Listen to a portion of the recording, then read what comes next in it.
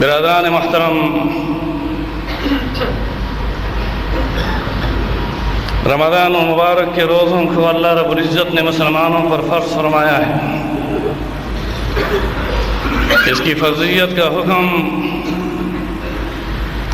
ہجرت کے دوسرے سال تحویل قبلہ کی آیات نازل ہونے کے بعد ہوا،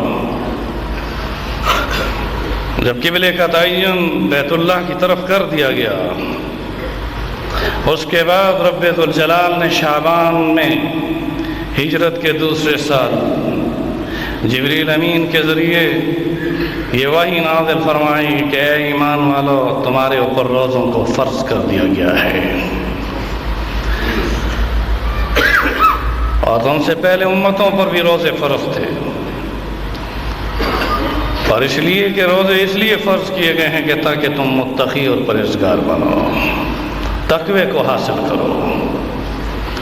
میرے دوستوں اور بزرگوں، اس سے قبل امتوں پر روزے فرض تھے، لیکن ان کے روزوں کی وہ فضیلت نہیں جو اس امت محمد صلی اللہ علیہ وسلم کے روزوں کو فضیلت ہے۔ ان کے روزے مختلف دنوں میں سال بھر میں تھے، مگر اللہ رب العزت نے اس امت کو پورے ایک مہینے کے روزے فرض فرما کر اس ماہ کو جس ماہ قرآن نازل ہوا، شہر رمضان الذی انزل فیہ القرآن ھدی للناس وبینات من الھدی والفرقان، اس قرآن کے اس ماہ کو جس میں نزول قرآن ہے، اسی کو ماہ سیام قرار دیا گیا کہ یہ ماہ سیام ہے، ماہ قیام ہے۔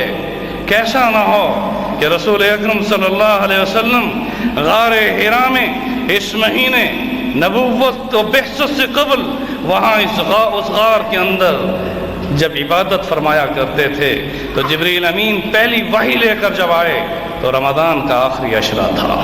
کو سبحان اللہ، اس کا نزول رمضان المبارک میں ابتدا میں ہی رمضان میں ہوا، انا انزلناہ فی لیلۃ القدر۔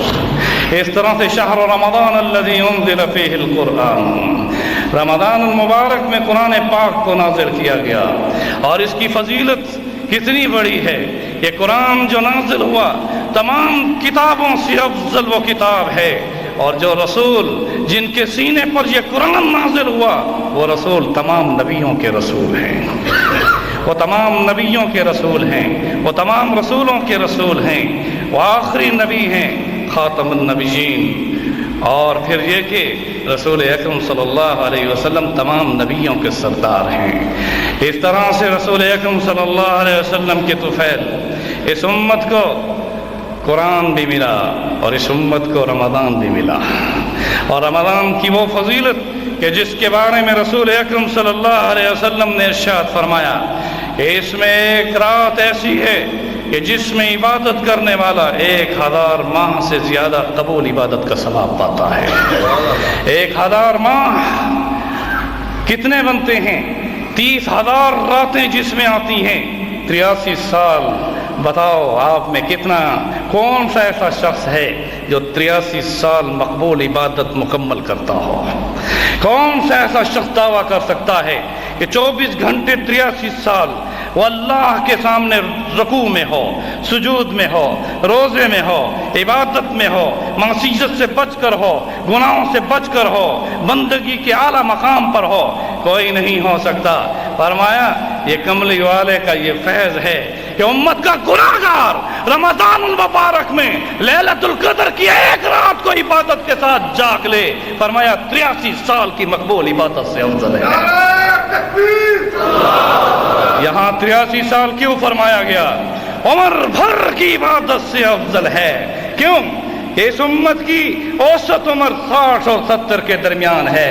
کسی کو 80 مل جائے، 83 مل جائے، 100 مل جائے، مانا یہ کہ رمضان ہر سال آئے گا، اور جس کو بھی رمضان ملے اور لیلۃ القدر میں وہ جاگ کر اخلاص کے ساتھ من قام ایمانا واحتسابا غفر له ما تقدم من ذنبه، جو اس شب قدر میں اس رات کو عبادت سے گزارتا ہے، فرمایا صرف 83 سال کا ثواب نہیں پاتا، گزشتہ سارے گناہوں کو ایسے دھو دوں گا جیسے ماں کے پیٹ سے آج ہی اس کو جلا گیا ہو۔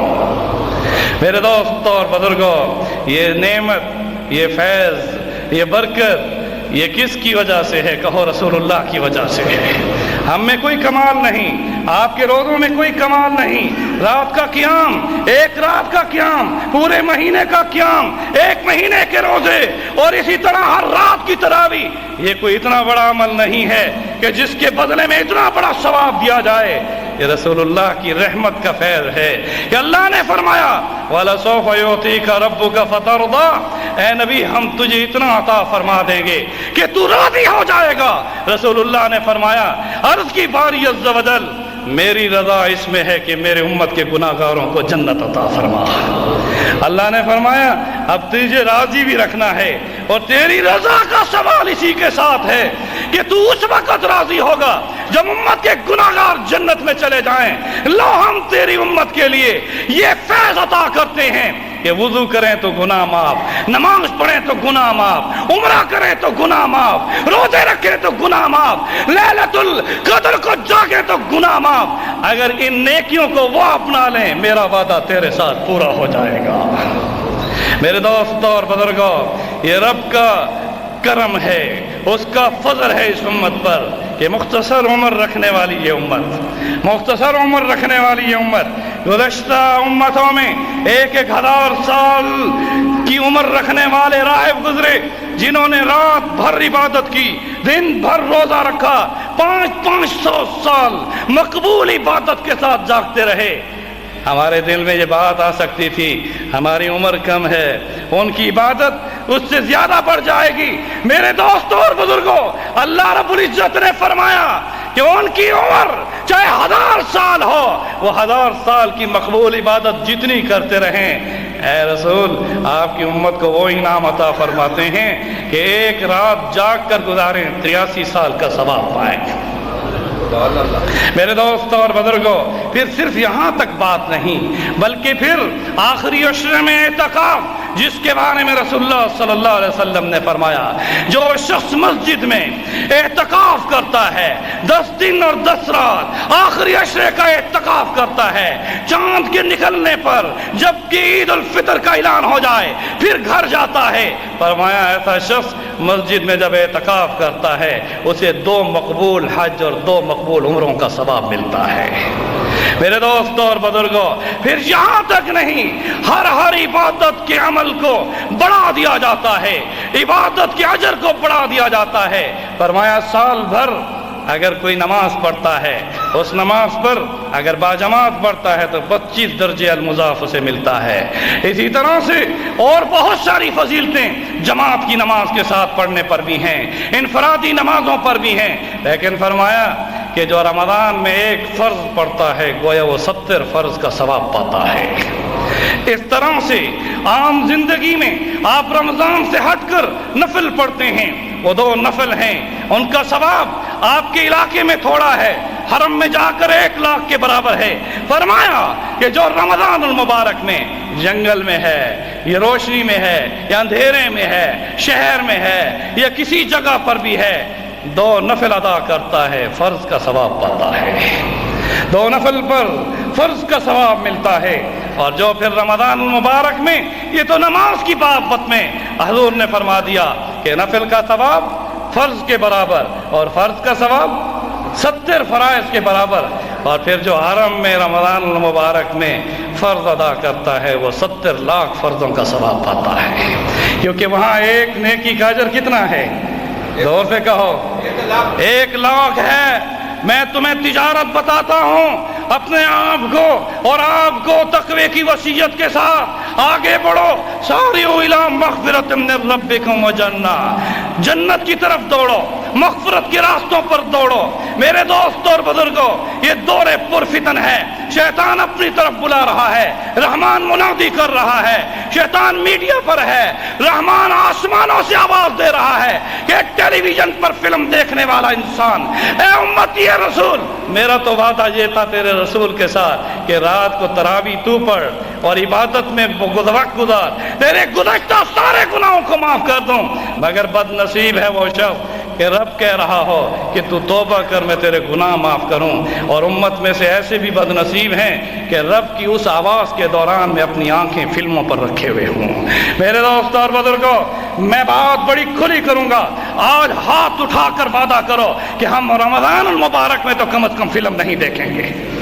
کہ اللہ اکبر۔ میرے دوستوں اور بزرگوں، رحمان یہ کہہ رہا ہے، ہر رات یہ آواز لگاتا ہے، رمضان کی ہر رات میں رحمان کی منادی یہ ہے، یا باغی الخیر اقبل و یا باغی الشر اقصر، اے خیر کے طلبگاروں آگے بڑھو اور میری رحمتوں کو حاصل کر لو، اور اے شر کے طلبگاروں سال بھر تم نے شر کیا، آج بھی باز آ جاؤ، توبہ تم کرو، تمہارے گناہوں کو میں معاف کر دوں۔ لیکن بد نصیب ہے وہ شخص، حضور نے فرمایا جس نے رمضان کا مہینہ پایا ہو، جس نے رمضان کا مہینہ پایا ہو پھر اس کی مغفرت نہ ہوئی ہو، فرمایا اس سے بڑا کوئی بدبخت نہیں ہو سکتا۔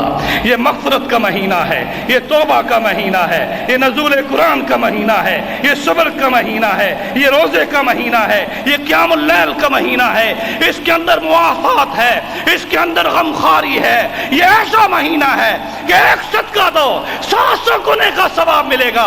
خود روزہ رکھا ہے، دوسرے کو روزہ افطار کرا دیں، فرمایا روزے دار جب کسی روزے دار کی افطاری کراتا ہے، فرمایا افطار پر افطاری کرنے والے کا ثواب کم کیے بغیر اس کا ثواب بھی افطار کرانے والے کو دے دیا جاتا ہے۔ میرے دوستوں اور بزرگوں، میں کس طرح سے بتاؤں، رسول اکرم صلی اللہ علیہ وسلم نے اس مہینے کے 3 حصے متعین فرمائے۔ فرمایا پہلا عشرہ رحمت کا عشرہ ہے، پہلا عشرہ رحمت کا عشرہ ہے، اولہ رحمت واوسطہ مغفرۃ وآخرہ عتق من النار۔ فرمایا پہلا عشرہ رحمت کا ہے، دوسرا عشرہ مغفرت کا ہے، اور تیسرا عشرہ جہنم سے خلاصی کا ہے۔ میرے دوستوں اور بزرگوں، میں کس طرح سے ان چیزوں کو پیش کروں؟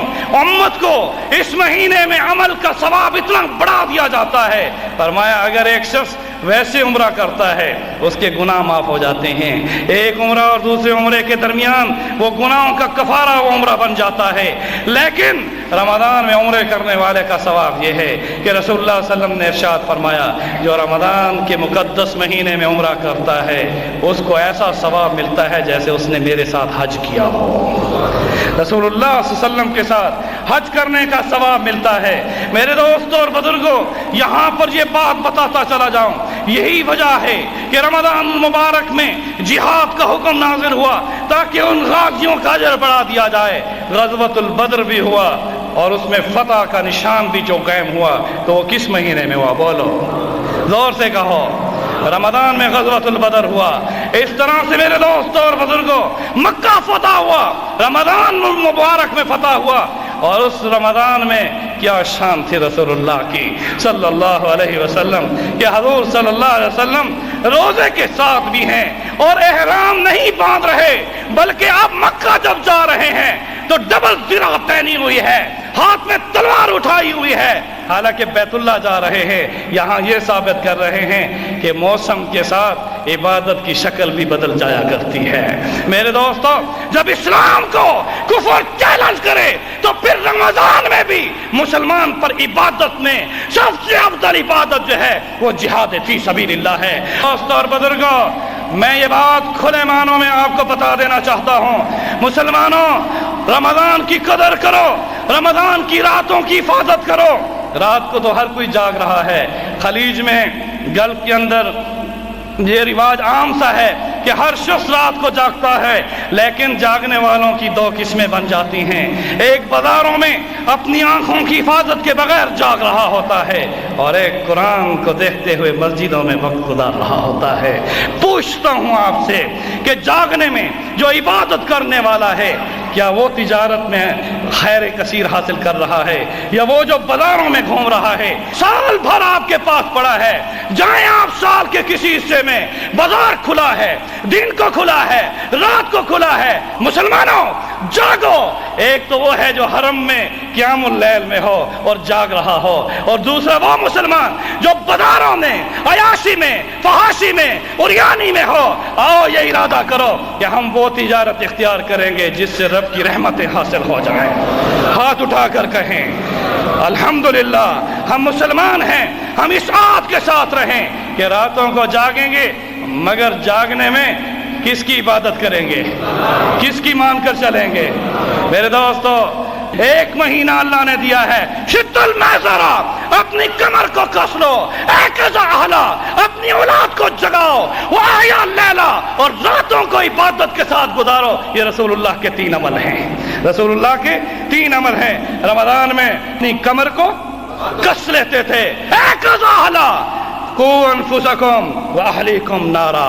اگر تم اپنے آپ کو جہنم کی آگ سے بچاتے ہو، پہلے اگر تم غمخوار ہو، اگر تم اپنے بچوں کے محسن ہو، اگر تم اپنی بیویوں کے ساتھ سچی محبت کرتے ہو، تو اپنے آپ کو تو جہنم کی آگ سے بچاتے ہوئے قیام اللیل میں کھڑے ہو، اور بیوی بچوں کو کہتے ہو جاؤ بازاروں میں جا کر گھومو. یہ مخلص کام نہیں ہے، یہ اخلاص سے ہٹ کر کام ہے. اس لیے کو انفسکم واہلیکم نارا، اپنے آپ کو اور اپنی اہل کو جہنم کی آگ سے بچاؤ. کس کی آگ سے بچاؤ؟ جہنم کی آگ سے بچاؤ. اس لیے رمضان المبارک میں جو مرد عبادت کرتے ہیں وہ بھی مبارکباد کے مستحق ہیں، لیکن رسول اکرم صلی اللہ علیہ وسلم نے اپنی ذاتی عبادت پر انحصار امت کو نہیں فرمایا، بلکہ فرمایا حضور کمر کس لیتے تھے، عبادت اتنی کرتے تھے کہ حضور کے پاؤں میں ورم پڑ جاتے تھے، قیام لمبا ہوتا تھا، سجدے لمبے ہوتے تھے، آنکھوں سے آنسو بہا رہے ہوتے تھے. میرے دوستو، یہ آنسو کس لیے بہا رہے تھے؟ بولو. امت کے لیے. آج امت رسول اللہ کو بھول چکی، رسول اللہ کی محبت کو بھول چکی. ہمیں اور آپ کو کتنی حضور سے محبت ہوگی جتنی رسول اللہ کے دل میں امت کی محبت تھی. رسول اللہ کے دل میں امت کی کتنی محبت تھی. اس لیے حضور اے قضا اہلا اپنی اہل کو بھی جگاتے تھے. یہاں یہ سنت عمل بتا دیا کہ جب تم قیام اللیل کرو اپنی بیویوں کو بھی قیام اللیل کے لیے جگاؤ، اپنے بچوں کو بھی قیام اللیل کے لیے جگاؤ. اے قضا اہلا اپنے اہل و عیال کو جگاؤ. واحیا لیلا، راتوں کو جاگو مگر عبادت کے ساتھ گزارو. کس کے ساتھ گزارو؟ ٹیلی ویژن کے پردے پر نہیں، ہوٹل پہ بیٹھ کر نہیں، بازاروں میں گھومنے سے نہیں، لایانی گفتگو میں نہیں. بڑا افسوس ہے ان لوگوں پر کہ روزے کی حالت میں وقت گزاری کے لیے تاش کے پتوں پر بیٹھ جاتے ہیں. بڑا افسوس ہے ان لوگوں کے لیے کہ جب عصر کے وقت ہوتا ہے کہتے ہیں اب روزے کا وقت کیسے ختم ہو، لایانی گفتگو میں بیٹھے رہتے ہیں. حضور صلی اللہ علیہ وسلم نے فرمایا کہ روزے دار کی افطاری کی وقت کی دعا رد نہیں ہوتی. افطار کے وقت کی دعا رد نہیں ہوتی. آؤ یہ بھی ہم عہد کریں کہ ہر روز جب افطاری کا وقت ہوگا اسے کھانے کی انتظار میں نہیں بیٹھیں گے، بلکہ اس وقت کو ایسا مقدس سمجھیں گے کہ رب سے جو مانگیں گے وہ قبول ہوگا. اس میں دعا کا اہتمام کرو، بچوں کے ساتھ بیٹھ کر دعا کا اہتمام کرو، بے شک ہاتھ اٹھا کر دعا کا اہتمام کرو. حرم میں جاؤ، دیکھو عصر کی نماز کے بعد دسترخوان بچ جاتے ہیں، کوئی تلاوت کر رہا ہے، کوئی قرآن پڑھ رہا ہے، کوئی ذکر کر رہا ہے، کوئی ہاتھ اٹھائے بیٹھا ہے، کوئی طواف کر رہا ہے. خوش نصیب ہیں وہ لوگ. اس لیے میرے دوستو اللہ نے فرمایا جو حرم میں نہیں گیا وہ بھی مایوس نہ ہوں، اگر ان کی دعا قبول کرتا ہوں. گھر میں تم بیٹھے ہو افطاری کے دوران میں بچوں کے ساتھ مل کر آخرت کی خیریں جو بھی مانگے گا افطار کرتے وقت روزے دار کی دعا کو میں رد نہیں کروں گا. اس لیے میرے دوستوں اور بزرگوں افطاری کا وقت بڑا اہم وقت ہوتا ہے. میرے دوستوں اسلام عمل کا نام ہے، صرف سننے کی بات نہیں. اس طرح سے سحری کیا کرو. سحری کرنا یہ عبادت سمجھ کر کرو، صرف پیٹ میں کھانا لینے کے ارادے سے نہیں. حضور صلی اللہ علیہ وسلم صحابہ کرام کو جب سحری کی طرف بلاتے تھے تو یوں نہیں فرماتے تھے آؤ کھانا کھاؤ، فرماتے تھے آؤ برکت کا کھانا کھاؤ. کس کا کھانا کھاؤ؟ برکت کا کھانا کھاؤ. اور حضور نے ارشاد فرمایا کہ وہ اللہ جو فرشتوں کے ساتھ میرے اوپر درود و سلام بھیجتا ہے وہی رب رمضان مبارک میں سحری کرنے والوں پر بھی درود بھیجتا ہے. ان اللہ و ملائکتہ یصلون علی المتسحرین، فرمایا اللہ تعالیٰ اور اس کے فرشتے सहरी करने वालों पर दरूद भेजते हैं। मेरे दोस्तों, ये दरूद क्या है? ये अल्लाह की रहमत है, ये उसकी मग़फ़िरत का वादा होता है। फरिश्तों को वो गवाह बना लेता है, क्योंकि उस रब को उस रोजेदार की आदत पसंद आ रही होती है कि आज तबीयत के खिलाफ ये बैठा है, इस वक्त ये खाने के लिए नहीं बैठता था, आज इसका ये पीना, ये खाना, ये रोजे की नियत के साथ है, ये इसके पेट के लिए नहीं, मेरे हुक्म के साथ है। किसके लिए है? अल्लाह की रज़ा के साथ। दर हकीकत रोज़ा अल्लाह की रज़ा और रसूलुल्लाह की अदा का नाम है। रोज़ा अल्लाह की रज़ा और रसूल अकरम सल्लल्लाहु अलैहि वसल्लम की अदा का नाम है। शहरी में रसूलुल्लाह किस तरह से शहरी फरमाते थे? हजूर दूध भी लेते थे, हजूर खजूर भी लेते थे, इफ्तारी के वक़्त में भी हजूर खजूर से इफ्तार फरमाया करते थे। इसलिए हुक्म है कि अगर खजूर ना हो तो पानी से इफ्तार करो, क्योंकि पानी ताहिर है। खजूर ये कैसी चीज़ है? फरमाया ये मदीने का मेवा है। सिर्फ मदीने का मेवा नहीं, ये ऐसा दरख्त है कि इसको कभी खिज़ां नहीं है। खजूर के दरख्त को कभी खिज़ां नहीं है, इसके पत्ते नहीं झड़ते, ये हमेशा सब्ज रहता है। और ये ऐसा दरख्त है, हज़ूर ने फरमाया ये जन्नत के बागों में होगा, जन्नत के बागों में होगा। आज इसके दरख्त में शोखे हैं जिनमें कांटे हैं, और वहाँ पर हर खजूर के दरख्त में कपड़ों की फैक्ट्री होगी, रंग बिरंगी कपड़े होंगे। जो जन्नती जो कपड़ा चाहना चाहे, खजूर के दरख्तों के साथ ऐसे कपड़ों के अंबार होंगे, जिस रंग का, रेशम का, और इस तरह से जो भी कपड़ा लेना चाहे वो मंडी जो है खजूरों की होगी, जिसमें मेवा भी होगा, कपड़े भी होंगे। मेरे दोस्तों और बुजुर्गों, आज मेडिकल साइंस भी ये कहती है कि जब खजूर खाई जाए, पेट खाली हो, पूरे जिस्म ने वो जब मुंह में डाली जाती है, रगों में पांव तक वो सरायत कर जाती है, कुव्वत बढ़ जाती है। इसलिए इस सुन्नत अमल को भी जिंदा रखें कि जब इफ्तारी करें तो किसके साथ करें? खजूर के साथ करें। मेरे दोस्तों और बुजुर्गों, जहाँ तक रोज़े की फर्जियत का सवाल है, उसमें हर मुसलमान मर्द औरत पर अल्लाह रब्बुल इज़्ज़त ने रोज़ों को फ़र्ज फरमाया है। ये ऐसी फर्जियत है जैसे नमाज का हुक्म गरीब पर भी है, अमीर पर भी है, इस तरह से रोज़े का हुक्म अमीर पर भी है और गरीब पर भी है। ज़कात के हुक्म में साहिब निसाब होना शर्त है, हज के हुक्म में साहिब इस्तिताअत होना शर्त है, मगर इस्लाम का यह तीसरा रुकन, और इस्लाम का पहला रुकन नमाज, और तीसरा रुकन जो कि रोज़ा है, इसके बारे में रसूल अकरम सल्लल्लाहु अलैहि वसल्लम ने वाज़ेह तौर पर इरशाद फरमाया है कि नमाज को तुम्हारे लिए फ़र्ज किया गया है, इस तरह रोज़ों को तुम्हारे लिए फ़र्ज किया गया है। सुन लो इस बात को, खुले मानों में सुन लो। मेरे दोस्तों और बुजुर्गों, हज़रत इब्ने अब्बास रज़ियल्लाहु ताला अन्हु का फतवा है कि जो शख्स रमज़ान के रोज़े नहीं रखता और नमाज नहीं पढ़ता, वो इस्लाम से खारिज है। ये बात एक सहाबी रसूल के फतवे में बता रहा हूँ। रमज़ान के रोज़ा न रखने वाला गैर शरी उज़र, या अगर शरी उज़र है, बीमार है, तो उसमें भी ये मसला ज़हनशीन कर लो। वमन कान मिनकुम मरीदन औ अला सफ़र फ़इद्दतुम मिन अय्यामिन उख़र। रोज़ा फिर भी माफ़ नहीं है। दौरान सफ़र में रोज़े की रुख्सत ज़रूर है, मगर इस रुख्सत में यह हुक्म है कि जब वो रमज़ान गुजर जाए तो वो मुसाफिर अपने रोज़ों की वो गिनती पूरी करेगा। इसलिए ये बात ज़हनशीन कर लें कि जो मरीज़ है, अगर रमज़ान में उसे बुखार आया है, शिद्दत का बुखार आया है, रोज़ा रखने से उसे तकलीफ़ होगी, तो ये नहीं कि रोज़ा उस पर माफ़ हो गया है। ऐसा मरीज़ रमज़ान में रोज़ा नहीं रखेगा, लेकिन रमज़ान के बाद उस पर उस गिनती के रोज़े उस पर फ़र्ज बाकी रहेंगे। जब वो सेहतमंद होगा तो उसे वो रोज़ा बोलो रखना पड़ेगा। औरतों के बारे में, क्योंकि कसीर तादाद में औरतें यहाँ मौजूद हैं, बाद औरतें ये समझती हैं कि अय्याम के दौरान में जैसे नमाज माफ़ है, इस तरह से रोज़ा भी माफ़ हो जाता है। रोज़े में माफ़ी नहीं, रुख्सत है। नमाज में माफ़ी भी है, रुख्सत भी है। नमाज अय्याम में हैज़ के अंदर, मेंसेस के दिनों में, जब महवारी आ रही हो या नफास हो रहा हो, ऐसी दो सूरतों के दौरान नमाज सिर्फ औरत पर माफ़, सिर्फ रुख्सत नहीं बल्कि माफ़ भी है। वो दोबारा नहीं लुटाएगी, वो नहीं पढ़ेगी, पाकी के साथ उसे और अगली नमाज पढ़नी होगी। लेकिन रमज़ान मुबारक के रोज़ों के बारे में हज़ूर सल्लल्लाहु अलैहि वसल्लम ने इतनी अहमियत के साथ ये बातें बयान फरमाई कि फ़ुक़हाए उम्मत ने ये बाप बांधा है कि औरत उन अय्याम में रोज़ा तो नहीं रखेगी, लेकिन रमज़ान के बाद उन रोज़ों की गिनती को पूरा करेगी। इस तरह से वो औरतें जिन्होंने ज़िंदगी भर उन रुखसत के दिनों में रोज़ा न रखा, और वो न रखना ज़रूरी है, क्योंकि रुखसत के दिनों में जब नमाज माफ़ भी है और रुखसत भी है तो रोज़ा भी वो नहीं रख सकती। लेकिन रोज़ा न रखने का माना ये नहीं कि दोबारा उन पर फ़र्ज़ नहीं, बल्कि उसकी गिनती को रमज़ान के बाद उनको पूरा करना होगा। इस तरह से मरीज़ अगर सेहतमंद हो गया है तो उसे रमज़ान के बाद उस गिनती को पूरा करना होगा। मुसाफिर को जिस वक़्त वो मुकीम हो जाएगा, रमज़ान के बाद अय्याम सफ़र की उन रुखसत के दिनों में जो कि अल्लाह ने उसको रियायत दी थी कि सफ़र में उसे तकलीफ़ ना हो, फिर भी रोज़ा का हुक्म उसका लागू रहेगा।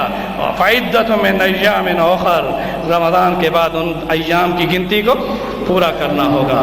मेरे दोस्तों और बुजुर्गों, जो शख्स बगैर शरई उज़र के एक रोज़ा भी तर्क करता है, बगैर शरई उज़र के, मरीज़ भी नहीं है, मुसाफिर भी नहीं है, मजनून भी नहीं है, इस तरह से अगर गैर शरई उज़र से रोज़ा जानबूझकर तर्क करता है, रोज़ा नहीं रखता, रसूल अकरम सल्लल्लाहु अलैहि वसल्लम ने इरशाद फरमाया कि वो शख्स अगर एक रोज़ा अगर बगैर शरई उज़र के तर्क करता है, ज़िंदगी भर उसके बदले में रोज़ा रखता रहे, वो एक रोज़े का सवाब नहीं पा सकता। रमज़ान का एक रोज़ा ज़िंदगी भर के तमाम रोज़ों से अफजल है।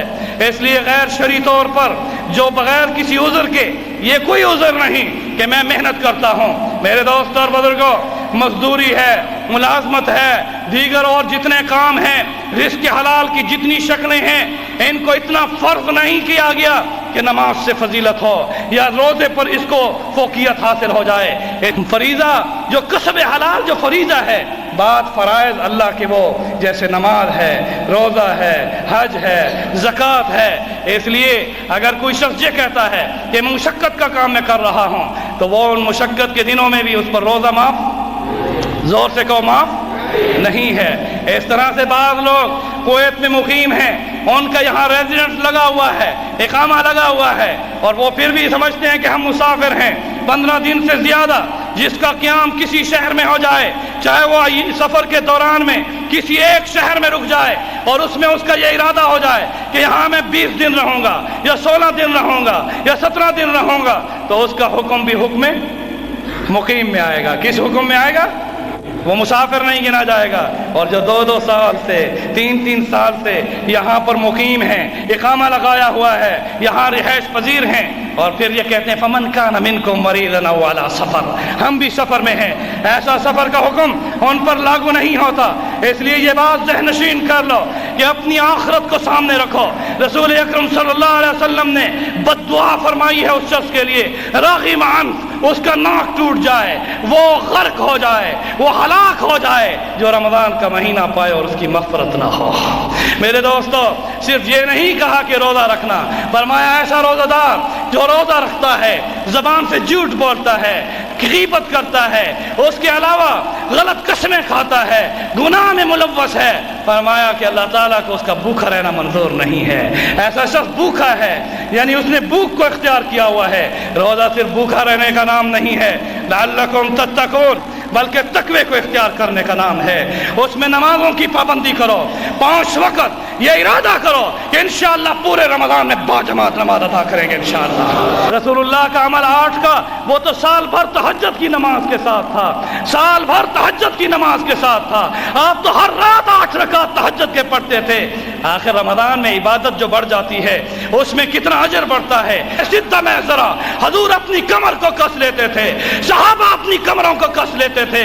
रसूल अकरम सल्लल्लाहु अलैहि वसल्लम रमज़ान मुबारक में हज़रत जिब्रील अमीन को कुरान सुनाते भी थे और कुरान सुनते भी थे।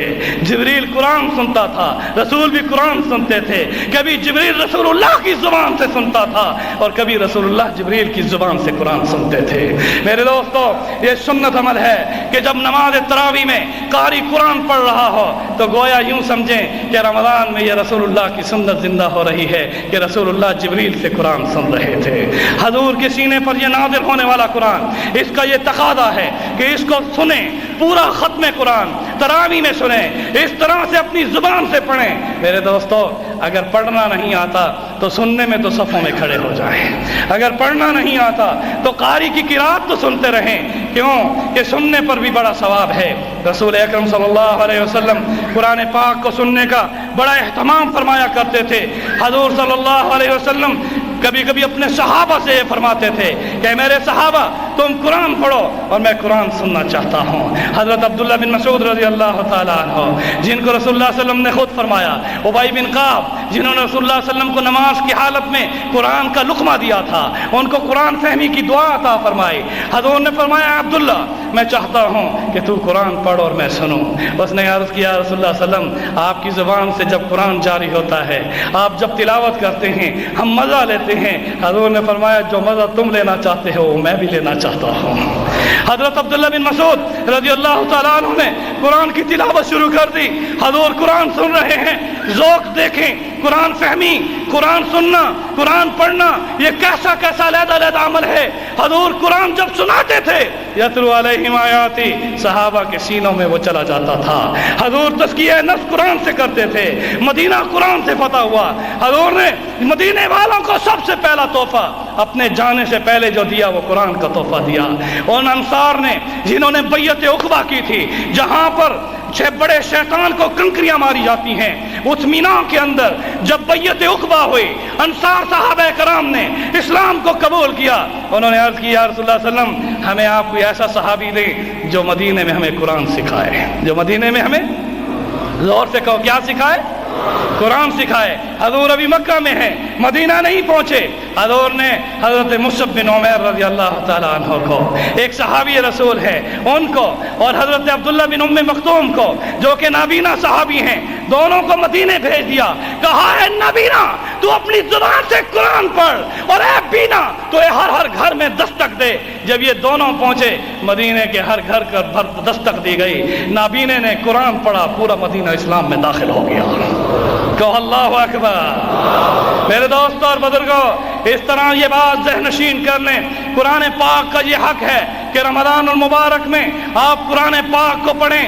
قرآن پاک اللہ کی وہ کتاب ہے جو رمضان المبارک میں نازل ہوئی ہے، اسی کی وجہ سے رمضان کو فضیلت حاصل ہے۔ اور اللہ رب العزت نے قرآن بھی ہمیں عطا فرمایا تو وہ شافی عطا فرمایا، مہینہ رمضان عطا فرمایا وہ بھی شافی عطا فرمایا، اور جو رسول عطا فرمایا وہ صاحب شفا عطا فرمایا۔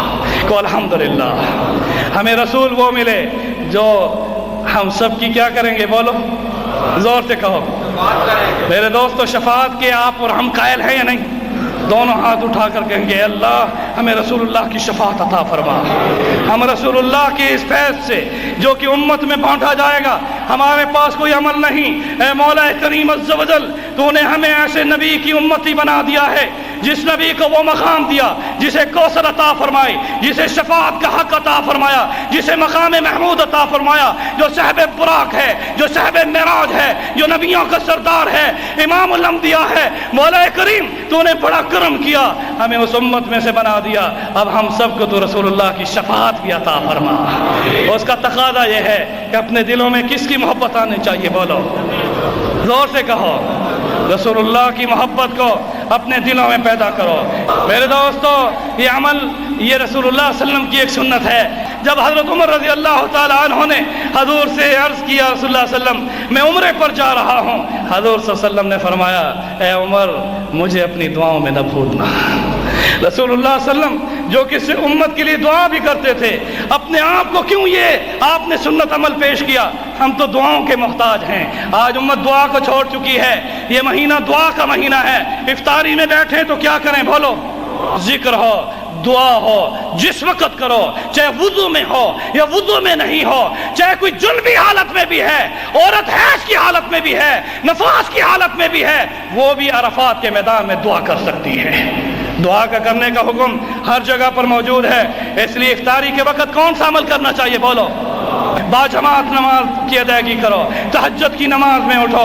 حضور صلی اللہ علیہ وسلم نے فرمایا کہ جب رات کو میری امت کا کوئی فرد نماز کے لیے کھڑا ہوتا ہے، امت سوئی ہوتی ہے اور اس امت میں سے کوئی بندہ نماز کے لیے کھڑا ہوتا ہے، تو اللہ فرماتے ہیں کہ سلو باللیل والناس نیام، کہ لوگ سوئے ہوئے ہیں تو عبادت کر رہا ہے، فرشتوں گوار ہو میں نے اس کو جنت عطا کر دی ہے۔ اس لیے تہجد کی نماز وتر کی نماز کے بعد بھی پڑھی جا سکتی ہے، باجماعت وتر جب تراویح کے بعد آپ پڑھ لیں تو تہجد کی نماز بھی پڑھ سکتے ہیں۔ یہ مسئلہ بھی ذہن نشین کریں کہ وتر در حقیقت تہجد کے بعد پڑھنا افضل ہے، لیکن جب باجماعت وتر آپ کو تراویح کے ساتھ مل رہے ہیں تو باجماعت نماز کا ثواب انفرادی نماز سے بولو افضل ہے۔ اور اس کے بعد جو بھی وقت ہے رات کا، اگر کوئی شخص حرم میں ہے وہاں طواف کر رہا ہے، طواف کے بعد کی 2 رکعات کیا ہیں؟ واجب ہیں، وہ 2 رکعات واجب پڑھے گا۔ اس طرح سے اگر کوئی شخص مسجد میں جا رہا ہے تحیۃ المسجد پڑھ سکتا ہے، کوئی شخص نماز توبہ پڑھنا چاہتا ہے نماز توبہ پڑھ سکتا ہے، کوئی شخص صلاۃ تسبیح پڑھنا چاہتا ہے صلاۃ تسبیح پڑھ سکتا ہے، تہجد پڑھ سکتا ہے۔ نفل نماز فجر کی نماز کے بعد سے طلوع آفتاب تک نہیں پڑھی جا سکتی، نفل نماز عصر کی نماز کے بعد سے غروب آفتاب تک نہیں پڑھی جا سکتی۔ ہاں قضا نماز فجر کی نماز کے بعد بھی پڑھی جا سکتی ہے، قضا نماز عصر کی نماز کے بعد بھی پڑھی جا سکتی ہے۔ میرے دوستوں اور بزرگوں، میں کتنے اور کیسے مسائل آپ کو بیان کروں۔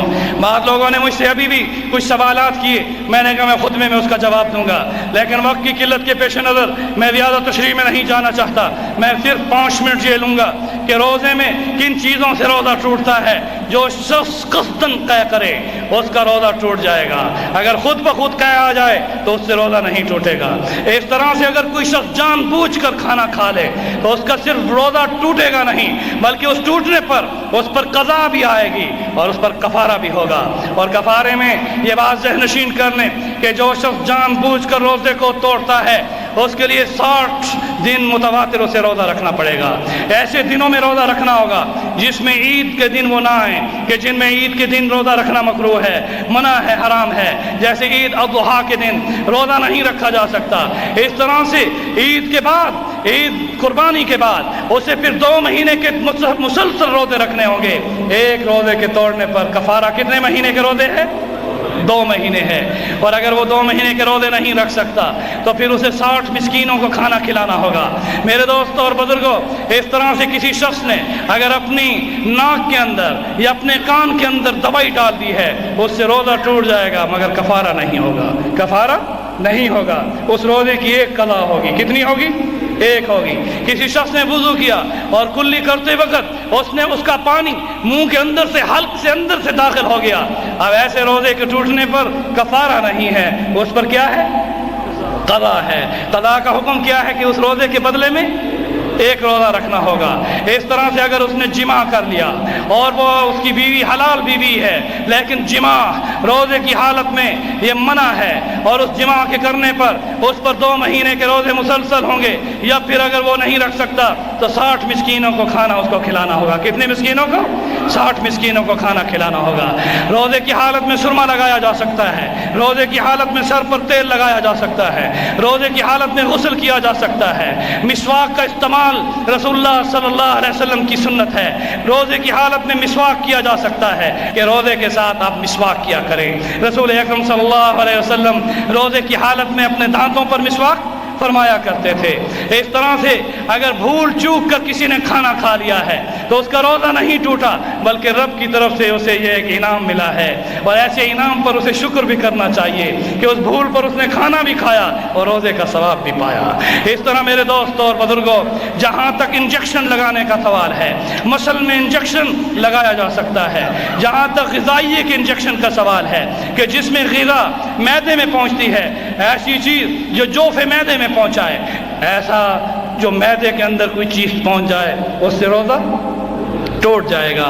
اگر کوئی شخص ایسا مریض ہے کہ اس کے سر میں درد ہے، آج کل مسل کے انجیکشن ایسے موجود ہیں جس سے کہ بروفن کے بھی اور مختلف اور ایسے انجیکشن ہیں کہ جس سے اس کا درد ختم ہو سکتا ہے، تو وہ اس انجیکشن کو لگا لے اور اپنے روزے کو مکمل رکھنے کی کوشش کرے۔ میرے دوستوں اور بزرگوں، یہ احکامات ہیں جن کو آپ عمل میں لانے کی کوشش کریں۔ مسواک کا عمل روزے کی حالت میں یہ مسنون عمل ہے، رسول اکرم صلی اللہ علیہ وسلم نے اسے کیا ہے۔ لیکن یہ بات بھی ذہن نشین کر لیں کہ اگر کوئی شخص مسواک نہیں بھی کرتا تو اپنے منہ کی بدبو کو نفرت کی نظر سے نہ دیکھے، حضور صلی اللہ علیہ وسلم نے ارشاد فرمایا کہ روزے دار کی منہ سے جو بو نکلتی ہے وہ اللہ کو کستوری اور مشک سے بھی زیادہ پسند ہے۔ اللہ تعالیٰ کو روزے دار کی جوف معدہ سے نکلنے والی وہ بو بھی اتنی پسند ہے۔ میرے دوستوں اور بزرگوں، اس طرح سے روزے کی حالت میں اپنی آنکھوں کی حفاظت کرو، اپنے کانوں کی حفاظت کرو، اپنی زبان کی حفاظت کرو، کسی اہل اللہ کے خلاف مت بولو، فقہی مسائل میں اختلافی مسئلوں کو بیان نہ کرو، امت کو جوڑنے کی کوشش کرو، عمل میں بڑھانے کی کوشش کرو، کسی کو کسی نیک عمل سے مت روکو۔ اس طرح سے اپنے آپ کو، اپنی اہل کو اور پوری امت کو اجتماعی عمل کے ساتھ، اس وعدے کے ساتھ کہ ہم اپنے آپ کو دین پر چلاتے ہوئے آگے بڑھیں، آؤ مل کر دعا کریں کہ رب ذوالجلال ہم سب کو رمضان کی خیریں عطا فرمائے، رمضان کی برکتیں عطا فرمائے، رمضان المبارک کی جتنی بھی خیریں ہیں ہم سب کو عطا فرمائے۔ الحمدللہ والصلاة والسلام علی رسول اللہ صلی اللہ علیہ وسلم۔ اللہم لک الحمد کما ینبغی لجلال وجہک وعظیم سلطانک۔ اللہم صلی علی محمد وعلی آل محمد افضل صلواتک بعدد معلوماتک وبارک وسلم۔ اے اللہ ہم سب کے گناہوں کو معاف فرما، پوری امت کے گناہوں کو معاف فرما۔ اے اللہ ہم سب کو دن میں روزہ رکھنے کی اور رات کو قیام اللیل اور تراویح اور تہجد پڑھنے کی توفیق عطا فرما۔ اے اللہ ہمیں قرآن پاک کی تلاوت کرنے کا شرف عطا فرما۔ اے اللہ تو ہم سب کو اعتکاف کرنے کا شرف عطا فرما۔ اے اللہ تو ہم سب کو بار بار مقبول مبرور حج اور عمرے کرنے کی توفیق عطا فرما۔ اے اللہ تو رمضان المبارک کو ماہ صیام و قیام کی برکات کے ساتھ ہمیں منور فرما دے۔ اے اللہ تو ہم سب کے والدین کی مغفرت فرما، ہم سب کی بیوی بچوں کی مغفرت فرما، ہم سب کے بہن بھائیوں کی مغفرت فرما۔ اے اللہ تو پوری امت کی مغفرت فرما۔ اے اللہ تو راتوں کو آواز لگاتا ہے، کوئی ہے مغفرت کا طلبگار کہ اس کی مغفرت کر دی جائے۔ اے اللہ تیری اس آواز پر ہم اس وقت مصلی پہ کھڑے ہوں اور تو فرشتوں کو گواہ بنا کر ہمیں معافی کا اعلان کر رہا ہو۔ اے اللہ اس مجلس کو جو ہاتھ اٹھائے بیٹھے ہیں، یہ جمعے کی گھڑی ہے جس میں تو مستجاب الدعا وہ گھڑی بھی عطا فرماتا ہے۔ یا اللہ وہی گھڑی ابھی اسی لمحے میں عطا فرما دے، ہم سب کی مغفرت فرما دے، ہم سب کے والدین کی مغفرت فرما دے، ہم سب کی بیوی بچوں کی مغفرت فرما دے، ہم سب کے بہن بھائیوں کی مغفرت فرما دے۔